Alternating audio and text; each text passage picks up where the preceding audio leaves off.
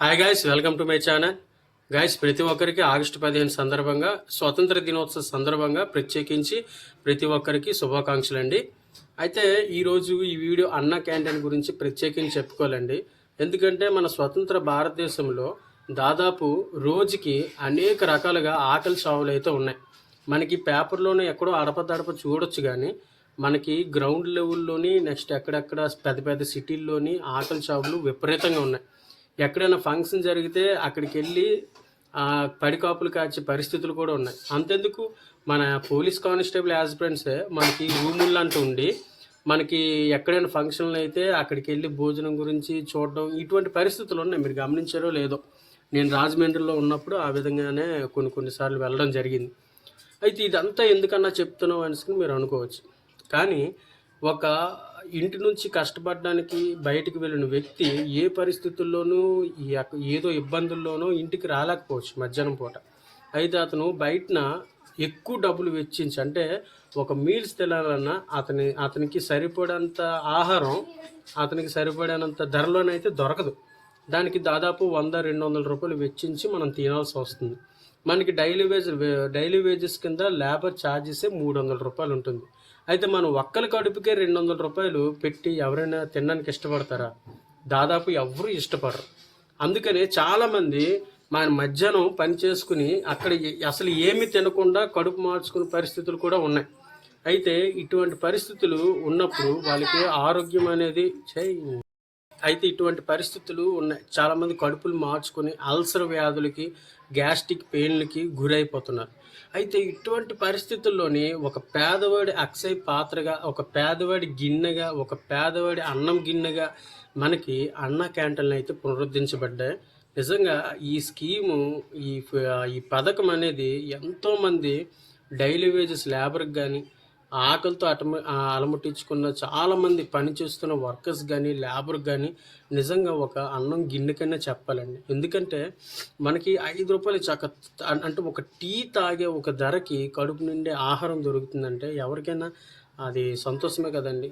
అలాంటిది మనకి ఈ ఆగస్టు 15 స్వతంత్ర దినోత్సవ సందర్భంగా మన ఆకలి బాధను తీర్చడానికి నేను అంటున్నాను, ఖచ్చితంగా మనకే. ఎందుకంటే ఎంతో కొంత మన ఆకలి బాధ తీర్చడానికి మనకి అన్న క్యాంటీన్లు పునరుద్ధరించబడ్డాయి. అయితే గతంలో లేవేటన్నా అప్పుడెందుకు ఇంత పాపులర్ అవ్వలేదు అని అనుకుంటే, గతంలో మొదటిగా ఒక పైలట్ ప్రాజెక్ట్ కింద దీన్ని ప్రారంభించారు. దాని తర్వాత సక్సెస్ అయిన తర్వాత 2019లో దాదాపు 180 అన్న క్యాంటీన్లు ఓపెన్ చేశారు. అయితే అన్నం పెట్టడం పెద్ద సమస్య ఏమండి? అది అన్నం పెట్టడం అనేది పెద్ద ఎవరొచ్చినా దాన్ని కంటిన్యూ చేసి పేదవాడికి అన్నం పెట్టచ్చు. అలాంటిది వైసీపీ ప్రభుత్వం అలా చేయలే.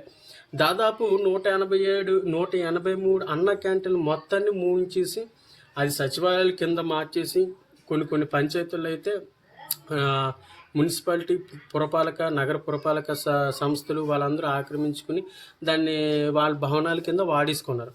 అయితే పేదవాడికి అన్నం పెట్టడానికి తప్పేముందండి? అన్న క్యాంటీన్ కాకపోతే జగనన్న క్యాంటీన్ అనే పెట్టేసుకుని మనకు అన్నం ఇవ్వచ్చు కదా. గతంలోనే ఆ పనులు ఏం చేయలే. సో వాళ్ళ విషయం వదిలేండి. సో ఈ విధంగా ఈ అన్న క్యాంటీన్ ప్రారంభించబడ్డాయి ఈ రోజు నుంచి. అయితే ఆగస్టు 15న లాంఛనప్రాయంగా గుడివాడ, మనకి విజయవాడ కృష్ణా జిల్లా గుడివాడకి వెళ్ళి అయితే ప్రారంభించారు. ఎవరంటే మన చంద్రబాబు నాయుడు గారు. మన కాకినాడ జిల్లాలో సరే అది ఓన్లీ చంద్రబాబు నాయుడు గారే లాంఛనప్రాయంగా వెళ్ళి మరి ప్రారంభించడం అయితే జరిగింది గుడివాడలోని. అయితే పూర్తిగా దీని పనులు మొత్తం మనకి 16వ తారీఖున, అంటే రేపటి నుంచి మనకి పూర్తిగా ఇది ప్రారంభించే అవకాశం ఉంది పూర్తిగా. సో అయితే మనకి అన్న క్యాంటీన్ తాలూకా మెనూ ఏంటి, అసలు ఉదయం ఏంటిస్తారు, మధ్యాహ్నం ఏంటిస్తారు, నైట్కి ఏంటిస్తారు అనేది చాలామందికి డౌట్గా ఉంది. అయితే మెనూ కూడా ఈరోజు ఆంధ్రజ్యోతి పేపర్లో క్లియర్ కట్గా వేయడం జరిగింది. అది మీకు నేను పక్కన వేస్తాను, ఒకవేళ మీ దగ్గర పేపర్ ఉంటే చదవండి, ఓకేనా. నెక్స్ట్ మనకి ఉదయం అయితే ఇడ్లీ చట్నీ, లేకపోతే చట్నీతో పాటు కారం పొడి, లేకపోతే సాంబార్ ఇడ్లీ, లేకపోతే అన్నము పప్పు. ఇది ఉదయం సెక్షన్ అనమాట. మధ్యాహ్నం సెక్షన్ అని చూసుకున్నట్లయితే అన్నము పప్పు సాంబారు కూర, నెక్స్ట్ పెరుగు, నెక్స్ట్ ఆవకాయ, ఇలాగ ఉంటాయి. సేమ్ మెనూ మళ్ళీ రాత్రి కూడా సేమ్ మెనూనే ఉంటుంది.